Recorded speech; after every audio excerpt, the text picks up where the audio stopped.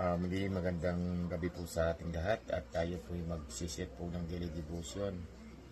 Tulad po ng ginagawa natin na tayo po ay magbabasa po dito sa ating pong ginagawa na treasure po ng Word of God.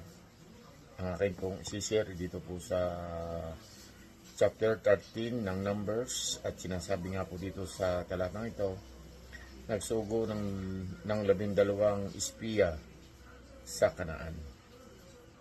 Sinabi ni Yahweh kay Moises, pumili ka ng isa sa mga kinikilalang pinuno ng bawat lipi at isugo mo sila upang manmanan ang Kanaan, ang lupaing ibinigay ko sa inyo.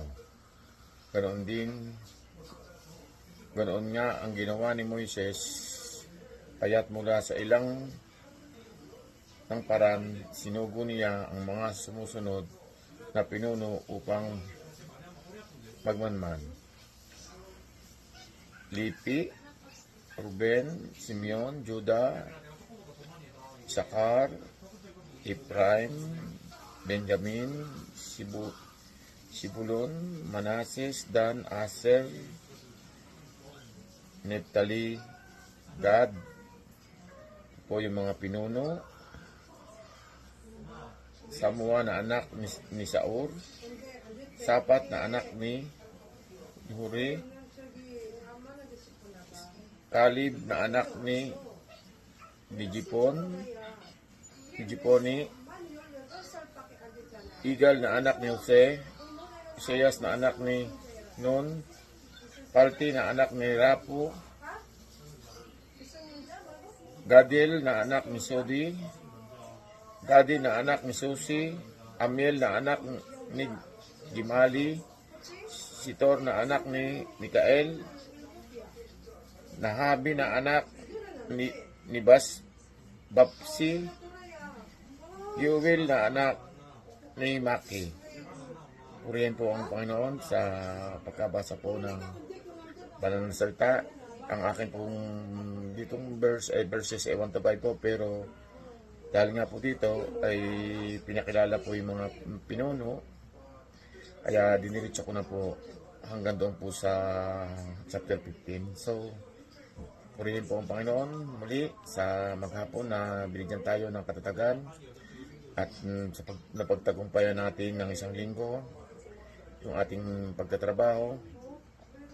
Kaya lagi nating ibalik ang mataas na pasasalamat sa ating Panginoon. Bye-bye and God bless po sa ating lahat.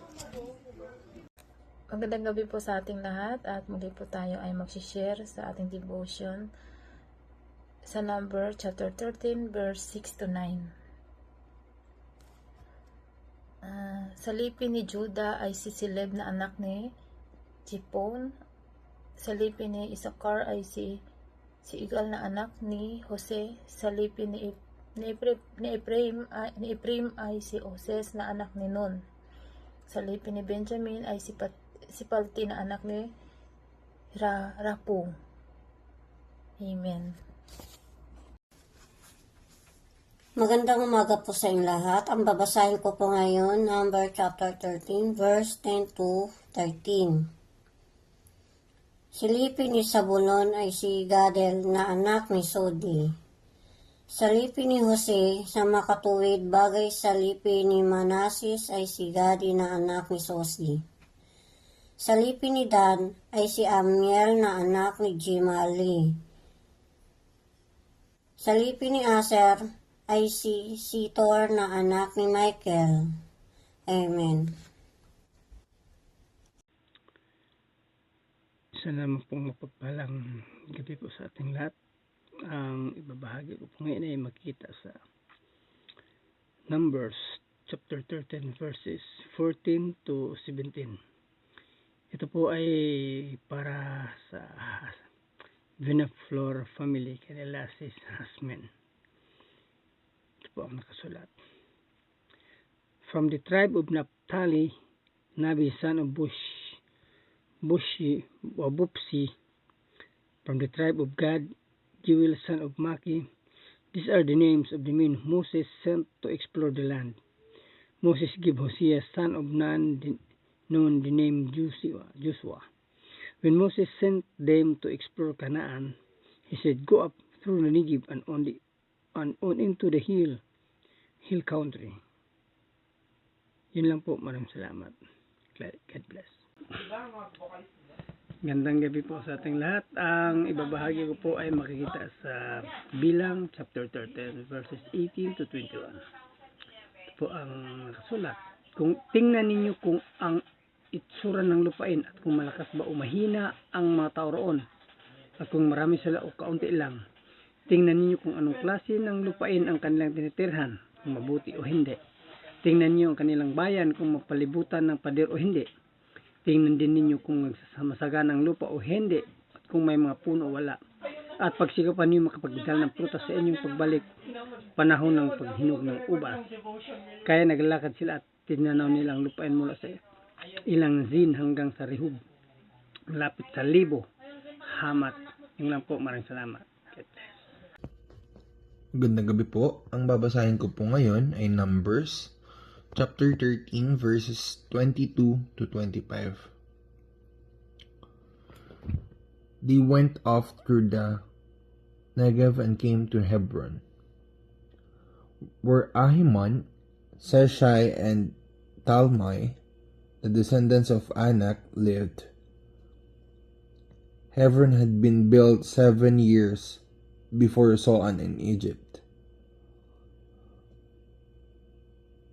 When they reached the valley of Eshcol,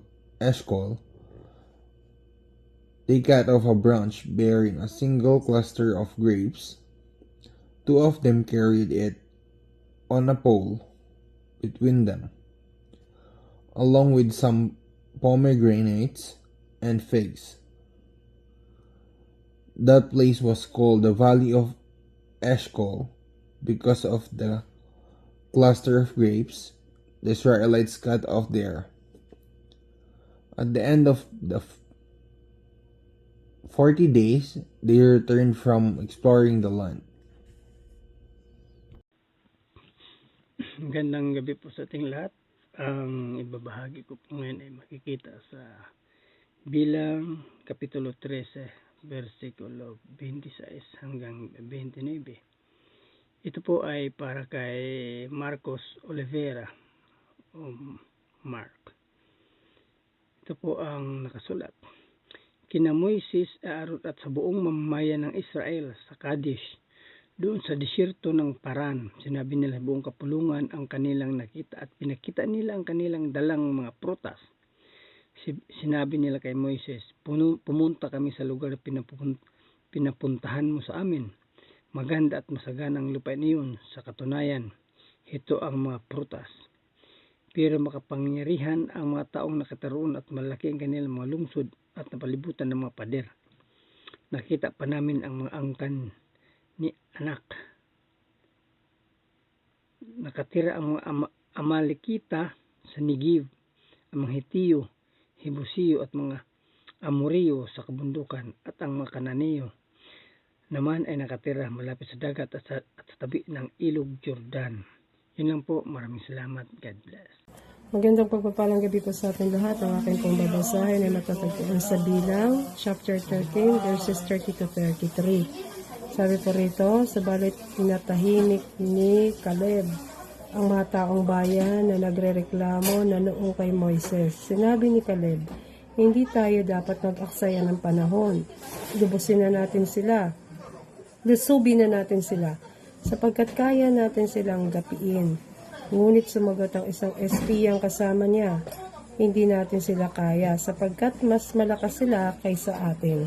Hindi maganda ang kanilang ulat tungkol sa lupaing pinasiyasat sa kanila. Ito ang sinabi nila, malalaking tao ang nakatira doon at sinamang magtagukang sumakop sa kanila ay lalamunin nila. Nakita namin doon ang mga higante, sila ay mula sa lahi ni Anak.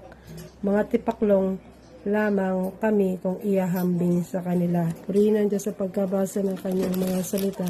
God bless po.